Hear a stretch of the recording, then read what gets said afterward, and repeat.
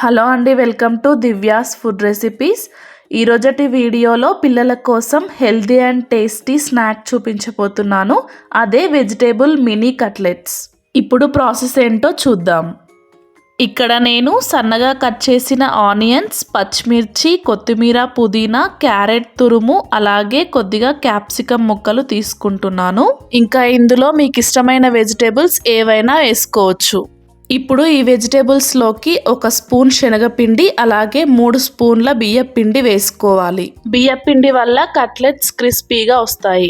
ఇప్పుడు టేస్ట్కి తగినంత సాల్ట్, 1/2 స్పూన్ ధనియాల పొడి, కొద్దిగా జీలకర్ర, చిటికెడు పసుపు, అలాగే కొద్దిగా వాము వేసుకోవాలి.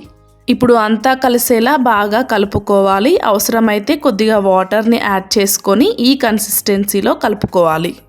ఇప్పుడు స్టవ్ ఆన్ చేసుకొని దోశ ప్యాన్ పెట్టుకోవాలి. ప్యాన్ పైన కొద్దిగా నెయ్యి లేదా ఆయిల్ని వేసుకొని మొత్తం స్ప్రెడ్ చేసుకోవాలి. ఇప్పుడు ముందుగా కలిపిన మిశ్రమాన్ని తీసుకొని చిన్న చిన్న కట్లెట్స్ లాగా చేతితో ఇలా చేసుకొని పెనం పైన వేసుకోవాలి.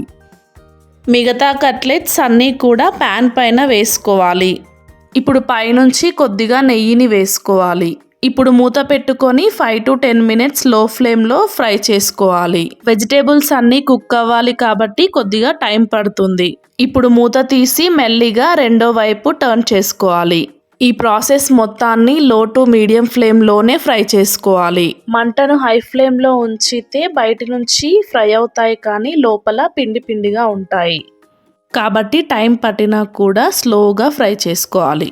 ఇప్పుడు స్టవ్ ఆఫ్ చేసుకొని కట్లెట్స్ని ప్లేట్లోకి తీసుకోవాలి.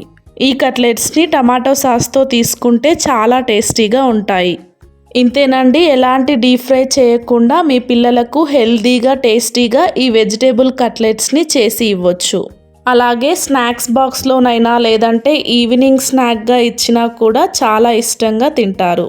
ఇంతేనండి ఇవాల్టి వీడియో. ఈ వీడియో కనుక మీకు నచ్చినట్లయితే లైక్ చేయండి, షేర్ చేయండి. ఇలాంటి మరిన్ని వీడియోస్ కోసం మన దివ్యాస్ ఫుడ్ రెసిపీస్ ఛానల్ని సబ్స్క్రైబ్ చేసుకోండి.